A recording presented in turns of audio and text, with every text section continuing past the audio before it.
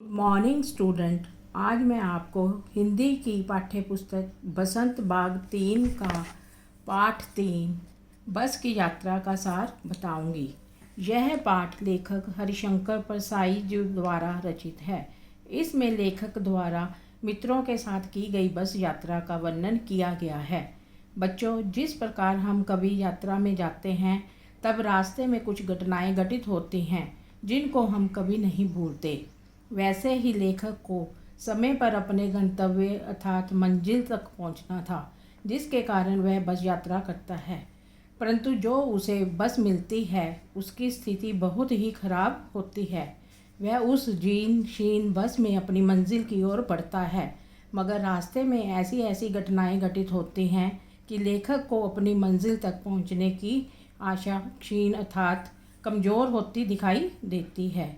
यही इस पाठ में दिखाया गया है कि एक दिन लेखक ने अपने मित्रों के साथ मिलकर पन्ना से सतना, बेटा यह स्थान का नाम है, तक पहुंचने का कार्यक्रम बनाया ताकि वह आगे ट्रेन लेकर घर पहुंच सके।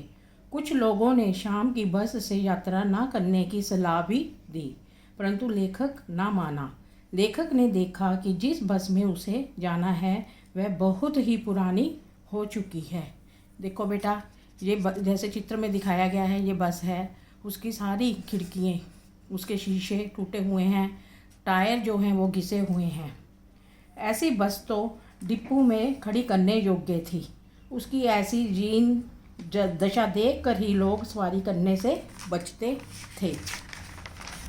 बस में यात्रा कर रहे थे जो उसके हिस्सेदार थे, वह भी इस बस में यात्रा कर रहे थे। उन्होंने बताया कि यह बस चलती भी है और वह भी अपने आप। लेखक के मित्रों ने साहस दिलाकर उसे बस में बिठाया। जो लोग उसे छोड़ने आए वह उसे ऐसे देख रहे थे जैसे वे लेखक को अंतिम विदाई दे रहे हों। जब बस स्टार्ट हुई तो ऐसा लगा मानो पूरी बस ही इंजन हो और वह इंजन में बैठे हों। पूरी बस बुरी तरह हिल रही थी। उसे खिड़कियों के बचे हुए कांच से ज़्यादा खतरा नज़र आ रहा था। वह उनसे दूर हो गए। बेटा देखो, जैसे चित्र में दिखाया गया है, लेखक है, उसका मित्र है, वो देखो खिड़कियों मतलब जो शीशे हैं उनसे कितनी दूरी पर बैठा हुआ है। रास्ते में उसे लगा जरूर यह बस गांधी जी के असहयोग आंदोलन एवं सविनय विज्ञा आंदोलन की राह पर चल पड़ी है। शायद उस समय यह अच्छी हालत में रही हो। 8-10 मील जाने पर स्थिति यह थी कि यह पहचानना मुश्किल हो रहा था कि सीट ऊपर है या लेखक। चलती बस अचानक रुक गई। पता चला कि पेट्रोल की टंकी में छेद हो गया है। ड्राइवर पेट्रोल बाल्टी में रखकर नली से इंजन में पहुंचाने लगा। फिर बस चली, परंतु उसकी घटती रफ्तार को देखकर लेखक को लगा कि अभी स्टीयरिंग टूट जाएगा या इसके ब्रेक फेल हो जाएंगे। रास्ते में आने वाले प्रत्येक पेड़ से उसे यही डर लगने लगता कि बस उससे टकरा जाएगी। झील आने पर उसे लगता कि वह उसमें गिरकर डूब जाएगी। चांदनी अर्थात चांद की रोशनी कम थी, जिसमें वह बस वृथा की भांति लग रही थी।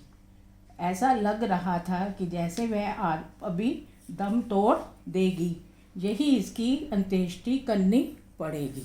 उसकी लाइट भी खराब हो रही थी। एक पुलिया पर पहुंचकर बस का टायर फट गया। अगर उसकी रफ्तार तेज होती तो बस अवश्य ही नाले में गिर जाती।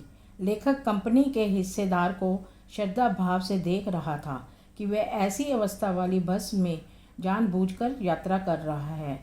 उसकी बलिदान की भावना देखकर लेखक ने सोचा कि इसे तो क्रांतिकारी आंदोलन का नेता होना चाहिए था। घिसा टायर लगाकर पुणे बस को चलाया गया, पर लेखक ने बस की ऐसी दशा देखकर समय पर गंतव्य अर्थात अपनी मंजिल तक ना पहुंचने की उम्मीद छोड़ दी थी और अंत में वे सब आराम से बैठ गए तथा हंसी मजाक करने लगे। बच्चों, यह तो था इस पाठ का सार। अब हम इस पाठ में आए नए शब्द करते हैं जिन्हें आपने अपनी कॉपी में करना है। यह इस प्रकार है। नए शब्द।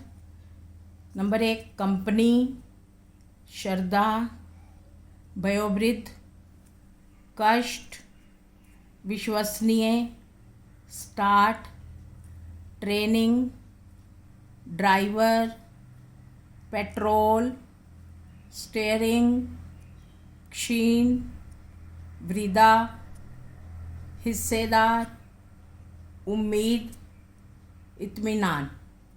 आपने इन्हें कॉपी में करना है। बच्चों, हमारा आज का पाठ यहीं समाप्त होता है। धन्यवाद।